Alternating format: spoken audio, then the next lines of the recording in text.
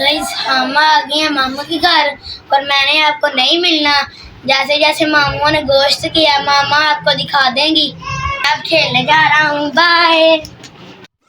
ये देखें, ये उस जानवर का सर है जिस पे मामू ने छुरी चलाई।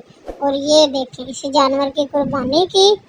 ये देखें भाई हाथ हिला रहे हैं और सारे मामू और हमारे कजन जो हैं वो बैठकर इस जानवर की कुर्बानी करके इसका गोश्त बना रहे हैं।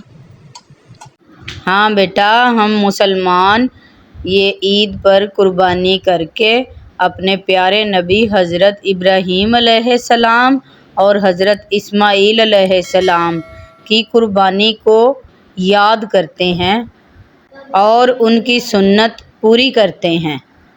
अब इस गोश्त के 3 हिस्से किए जाएंगे। एक हिस्सा गरीबों में जिन्होंने कुर्बानी नहीं की उनमें तकसीम किया जाएगा, एक हिस्सा रिश्तेदारों में तकसीम किया जाएगा और एक हिस्सा हम खुद घर में रख लेंगे।